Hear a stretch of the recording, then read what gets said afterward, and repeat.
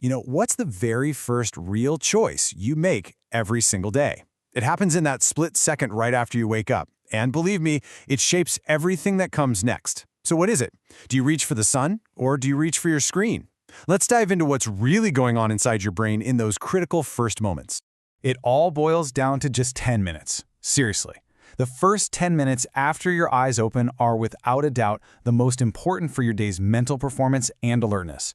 The choice you make in this tiny window kicks off a chain reaction that impacts your focus, your mood, and your productivity for the rest of the day. Okay, so let's talk about path number 1, the sunlight solution.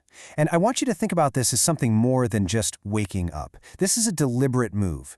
It's an act of biological optimization, where you're consciously giving your brain the exact fuel it needs to operate at its absolute peak. Look, there's really no middle ground here, and that's what this slide is all about.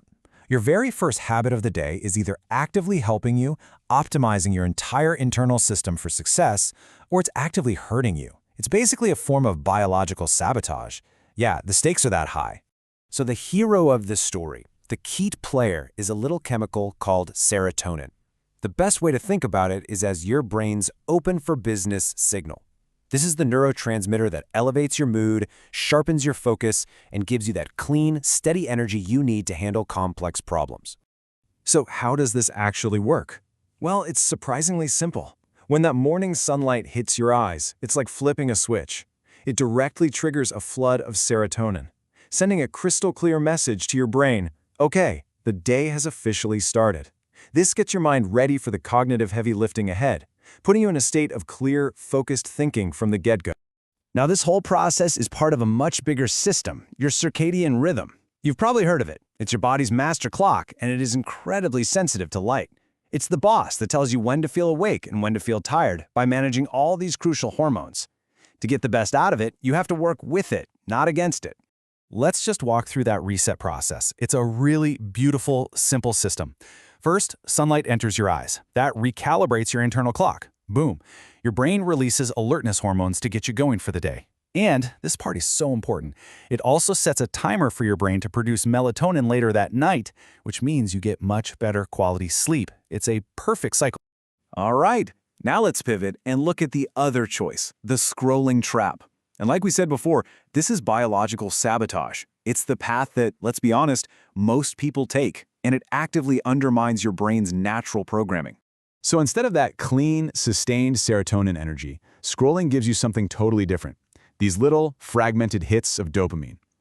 Dopamine is the chemical of reward, of craving, of what's next.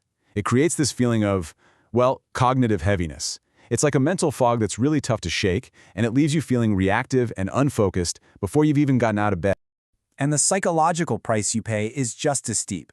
You're immediately diving into what the source material calls digital showmanship, just scrolling through the highlight reels of everyone else's life.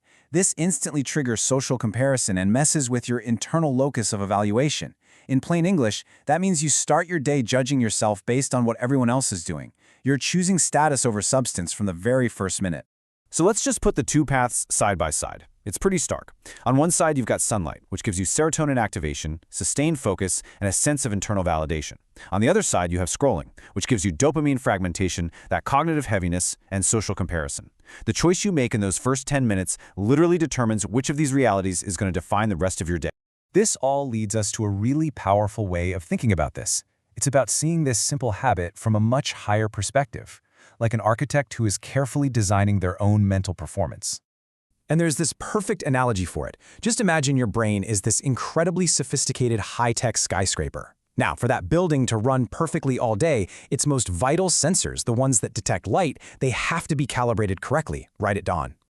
So let's break that down. Morning sunlight? That's like letting those sensors get a clean, perfect reading of the natural light. The result is an optimized building set up for all-day productivity. But morning scrolling, that's like throwing a blanket over those sensors or just confusing them with a bunch of artificial light.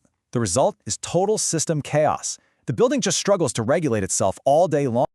So, what's the final verdict in this daily battle for our own minds? Well, the science, the biology, it all points overwhelmingly in one direction. It's about making a conscious choice to just align with how we're built. And in the end, it really just boils down to this one question. Do you want to start your day grounded in substance, your own thoughts, your own goals, your own biology?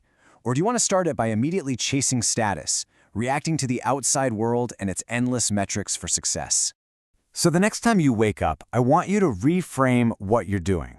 You're not just stepping outside to feel the sun on your face. You are performing a critical calibration sequence on the most complex, most powerful machine in the known universe, your brain. You are the architect of its operating system. And that right there is the ultimate takeaway. This isn't about feeling guilty over a common habit.